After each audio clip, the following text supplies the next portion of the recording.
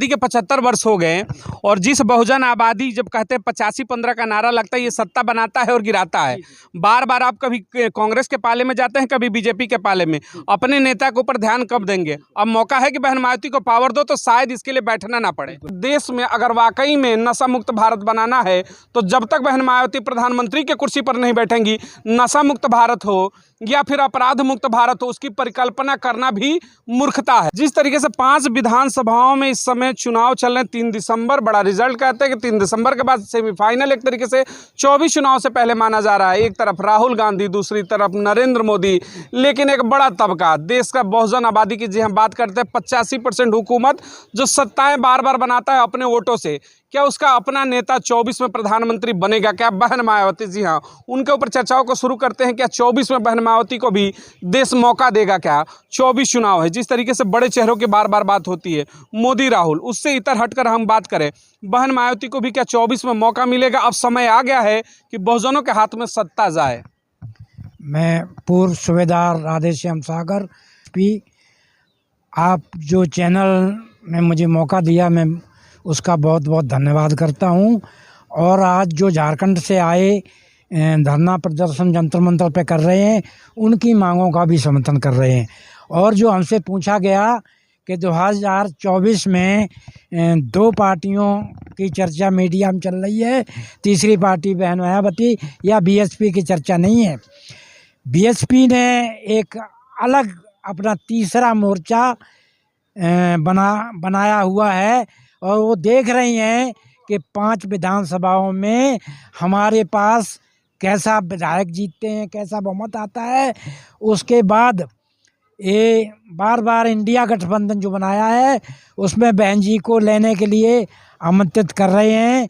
जो ये चुनाव का रिजल्ट आ जाएगा, उसके बाद ये बहन जी को इंडिया गठबंधन में लाना और पीएम का उम्मीदवार बनाना, ये देश की मांग है। जो अगर ये करेंगे इंडिया वाले, तभी मोदी को हरा सकते हैं, तभी यहाँ पर देश में संविधान बचा सकते हैं। तो मनुवादी व्यवस्था नहीं तो फिर लागू हो जाएगी।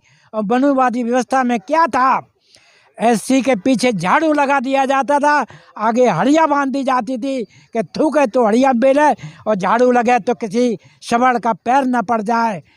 साथियों, ये अगर हमने गुलामी, चौतरा लीपना, पेट सूतना, इस सब को दूर करना है, तो बहन जी को, जो कि यूपी की 4 बार मुख्यमंत्री रह चुकी हैं, आयरन लेडी का खिताब मिला हुआ है।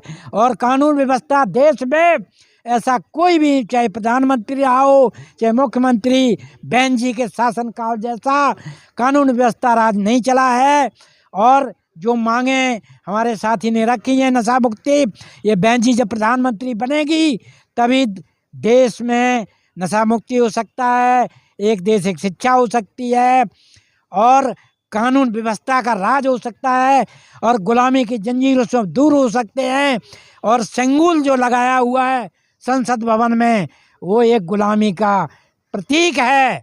उस संदूक को वहाँ से हटाना और वहाँ पर अशोक लाट को स्थापित करना, संविधान की व्यवस्था करना, मानव काशीराम और बाबा साहब अम्बेडकर का संविधान, उसकी रक्षा करना, उसके मुताबिक देश को चलाना, यही हमारी मांग है।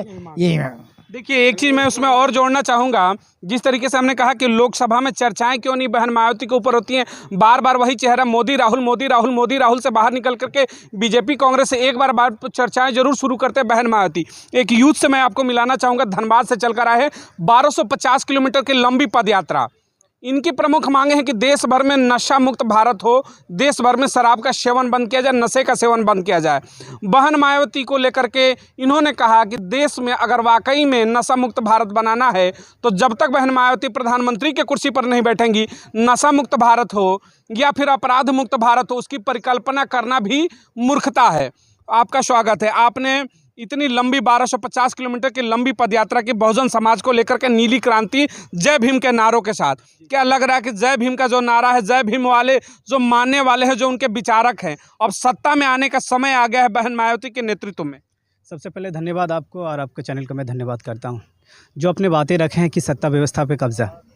ये सत्ता व्यवस्था पे कब्जा तभी हो पाएगी जब हमारे देश का जो बहुजन लीडरशिप है, चाहे बड़े पैमाने में जो अभी दिख रही है वो है बड़े बहन मायावती जी, जितनी भी बहुजन लीडरशिप जो है अभी अलग अलग दिशा पे भटके हुए हैं। आज अलग अलग दिशा पे होने के कारण आज बहुजन सत्ता पे हम लोग नहीं आ पा रहे हैं, और जब तक बहुजन सत्ता पे नहीं आ पाएंगे तो आज हम जंतर मंतर पे मांग ही तो रहे हैं।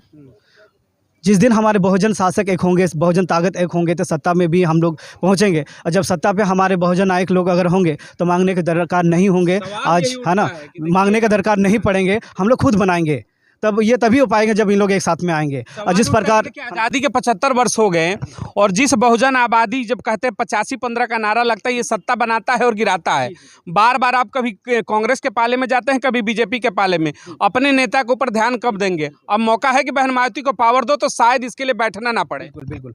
अभी देखिए, सबसे पहले हम लोगों को ये जानना जरूरी है कि ब्राह्मणों का बनाया हुआ राजनीतिक पार्टी का फरमा एक है, जो कि उसमें इंटरनेशनल पार्टियां 5 बन चुकी है। और आज का डेट में अगर देखा जाए, अगर सत्ता पे, अगर व्यवस्था पे अगर मजबूती अगर मिली है और पकड़ बनाई हुई है, तो वो ब्राह्मणों का राजनीतिक पार्टी में मिली है। चाहे वो बात करें कांग्रेस की, चाहे बात करें बीजेपी के।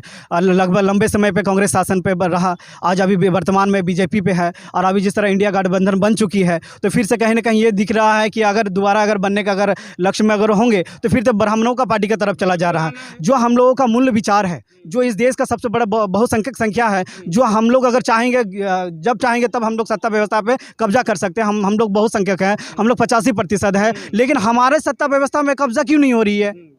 लेकिन ना होने के कारण यही है कि जब अभी बीजेपी वर्तमान में है, बहुत चीज़ों का मांग उठाया जा रहा है, जब वो फेलवर नजर आ रही है तो अभी दिखाई दे रहा है कि कांग्रेस शायद सकेंगे, तो कांग्रेस की तरफ हमारे बहुजन नेता चले जा रहे हैं। क्यों जा रहे हैं भाई? आप अपने बहुजन ताकत बनो ना। हमारे बहुत सारा लीडरशिप जो पार्टी जो है ना कांग्रेस की तरफ चला गया है, वही पार्टी अगर हमारे बहुजन मूवमेंट के लिए अगर बनता, आज बहन मायावती होते, हमारे बड़े भाई चंद्रशेखर आज़ाद जी होते, वावन विश्राम साहब होते, लालू प्रसाद जी यादव जी होते, ये तमाम जितने भी बहुजन लीडरशिप जो है, वो लोग एक ग्रुप मीटिंग करके बड़े से बड़े, जब केंद्रीय चुनाव होते, देश का आम चुनाव होता है, लोकसभा, तो क्यों जाते हो कांग्रेस बीजेपी?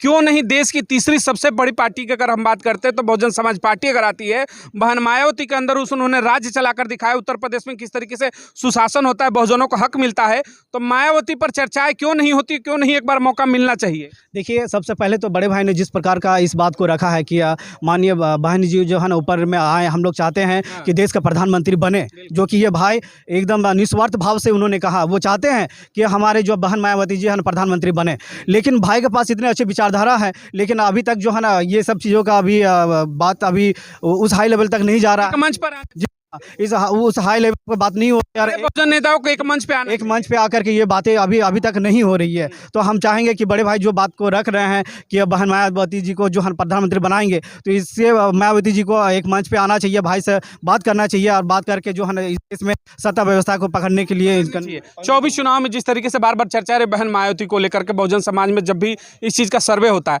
क्या लगता है कि तमाम जितने भी बहुजन लीडर है, इस समय मैं बात करूंगा, यूथ हो या फिर पुराने जितने लीडर, अब मौका है एक नाम पर चर्चा करें, क्योंकि अब उम्र भी देखें तो इसके बाद शायद राजनीतिक वो परिस्थितियां ना रह जाए, तो बहन मायावती के ऊपर चर्चा हो, एक साथ मिलकर एक वोट करें, इस बार सत्ता में परिवर्तन करें। मान्यवर बहन जी इस समाज की सम्मानीय नेता हैं और वो बड़ी हैं। कोई छोटा बच्चा अगर गलती करता है, उसे धमका के प्यार से अपने पास बुलाएं। इस वक्त अगर बहुजन की लड़ाई फ्रंट पर लड़ रहे हैं तो भाई चंद्रशेखर लड़ रहे हैं। बहन जी कमज़ोर कब हुई? उन्होंने अपनी विचारधारा को बदला। मान्यवर कांशीराम की विचारधारा से पीछे हटी तो कमज़ोर हुई हैं। क्यों लग रहा है आपको? कब हटी? क्यों लग हटी ना? हटी कैसे? कभी ब्राह्मण सम्मेलन, कभी मैं परशुराम का मंदिर बनाऊंगी सबसे बड़ा, हटी ना विचारधारा से।